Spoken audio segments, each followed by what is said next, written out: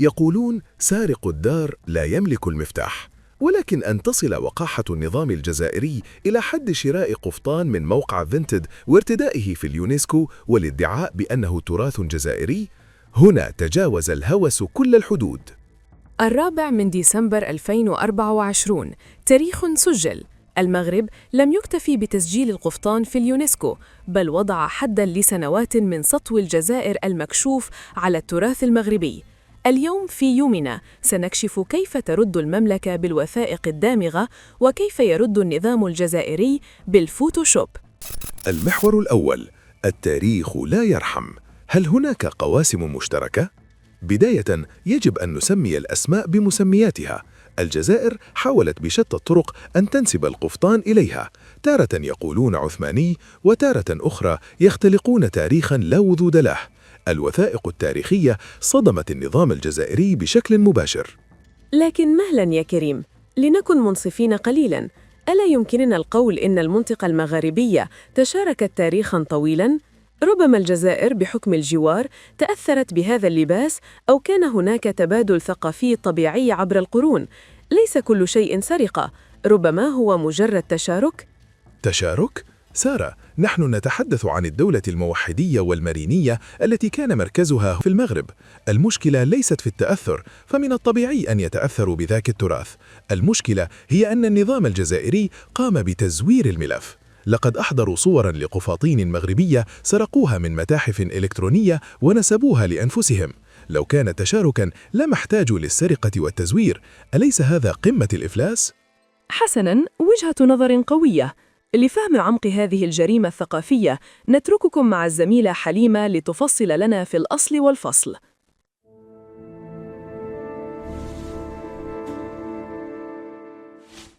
كل قطعة تراثية وراها قصة منسوجة بخيوط من ذهب وتاريخ. اليوم رحلتنا رح تكون عن قصة القفطان المغربي، قطعة فنية تحولت لرمز وهوية أمة كاملة.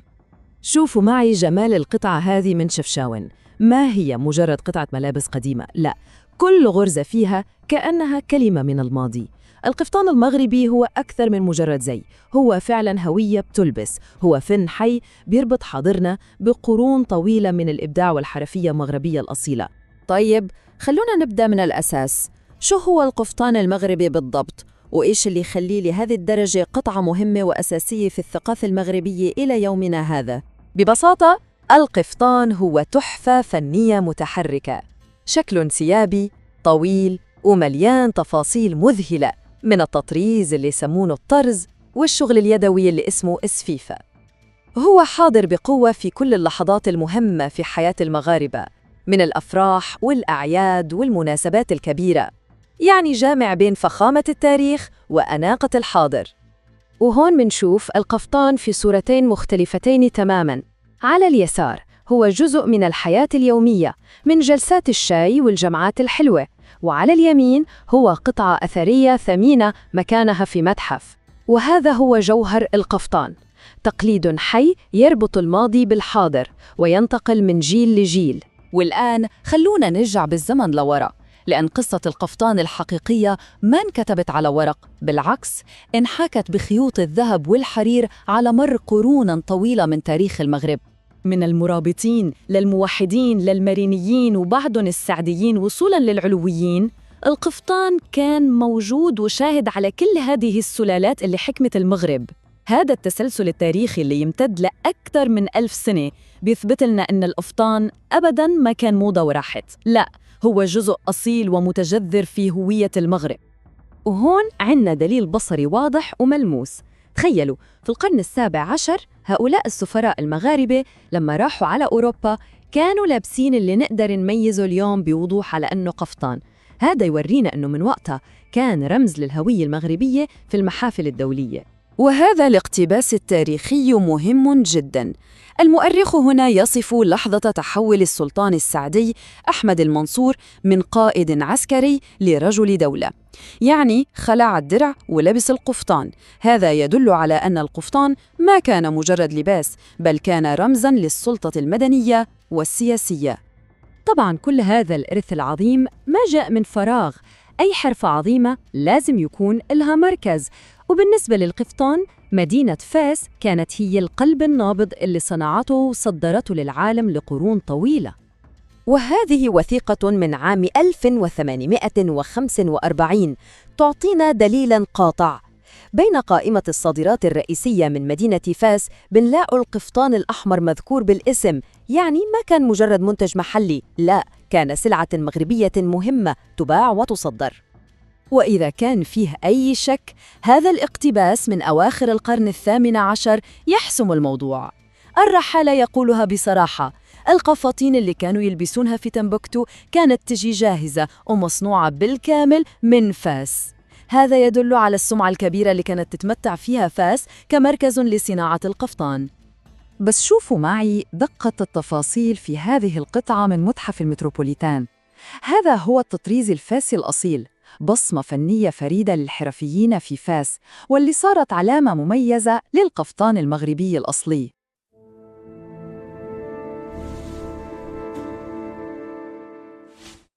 شاهدنا التاريخ، ولكن قبل أن ننتقل للفضيحة التالية، إذا كنتم ترغبون في دعم المحتوى الذي يكشف الحقائق ويحمي التراث، لا تبخلوا علينا بالاشتراك في القناة، سبسكرايب وتفعيل الجرس، واضغطوا زر الإعجاب الآن ليوصل صوتنا للعالم. واتركوا لنا تعليقاً، هل ترون أن القفطان يمكن مشاركته أم هو حصري للمغرب؟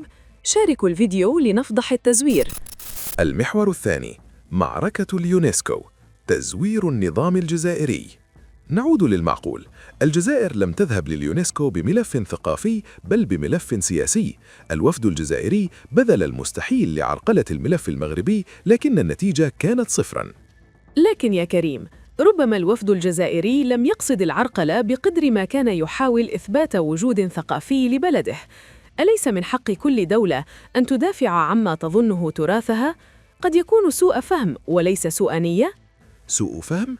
عندما تشتري جمعية تابعة للنظام الجزائري قفطاناً قديماً يسمى قفطان الخنجر، وتظهر فيه نفس الثقوب والعيوب الموجودة في الصور المغربية الأصلية، وتدعي أنه جزائري، هذا ليس سوء فهم، هذا سطو مع سبق الإصرار. الجزائر حاولت خداع المجتمع الدولي، لكن المغرب واجههم برسالة شديدة اللهجة في يونيو 2025. فعلاً، قصة القفطان المثقوب كانت محرجة جداً. الضربة القاضية كانت في الاعتراف الرسمي. لنشهد ما أعدته لنا حليمة عن هذا الجدل.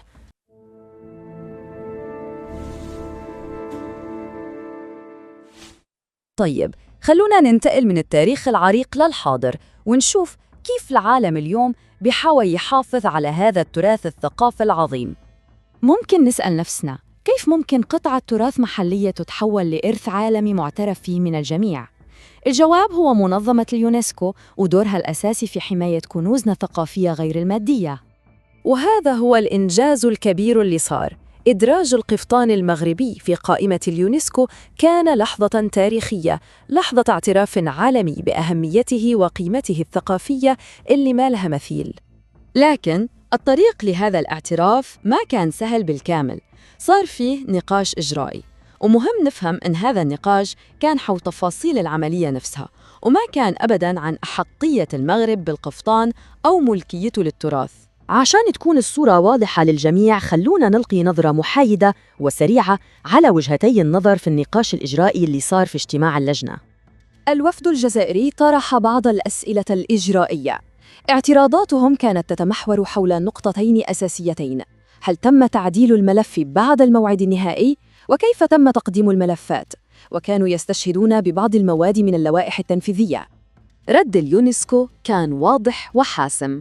المستشار القانوني للمنظمة وضح أن هذه المرونة في المواعيد ما هي شيء جديد، بل هي ممارسة متبعة من زمان للتعامل مع العدد الهائل من الطلبات، والهدف منها هو مساعدة كل الدول، خصوصاً دول الجنوب، عشان تقدم ملفات كاملة وقوية.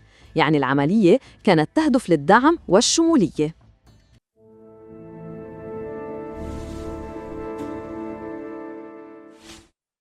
إذن الاعتراف تم، القفطان المغربي، وهذا ينهي الجدل قانونياً. لقد حاولت الجزائر إقرام صور القفطان الفاسي في ملف الملحفة، لكن اليونسكو كانت بالمرصاد. المحور الثالث: الواقع الاقتصادي بين حب الشعب وعقدة النظام. المحور الأخير هو الواقع الذي يفضح النظام الجزائري. القفطان في المغرب هو اقتصاد وحياة، بينما في الجزائر هو مجرد أداة للصراع السياسي. ولكن كريم، يجب أن نعترف بشيء مهم. الشعب الجزائري يحب القفطان المغربي، وترى النساء الجزائريات يرتدينه في أعراسهم بكثرة.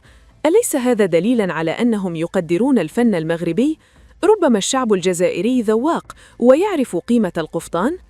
أنا أتفق تماماً سارة. الشعب الجزائري يعرف الحقيقة، والدليل هو أسواقهم.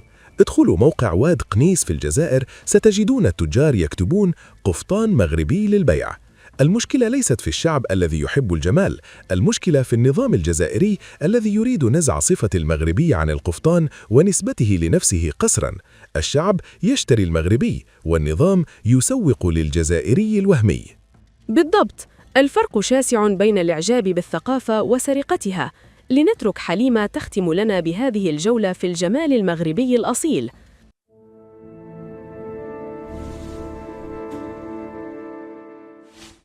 إذن بعد كل هذا التوضيح الإجرائي، كيف انتهى الموضوع؟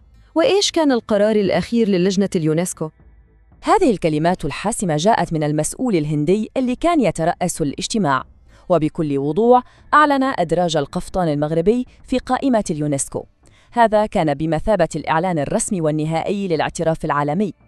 في النهاية، هذا الإدراج ما هو مجرد لقب أو شهادة على ورق، هو اعتراف عالمي بالارتباط العميق بين القفطان كتراث حي وبين المهارات والتقاليد والتاريخ المغربي.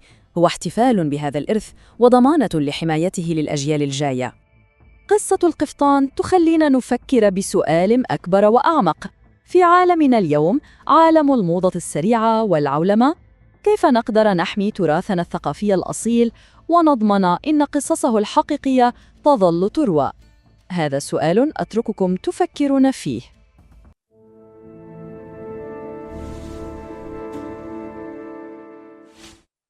رأينا الحقيقة.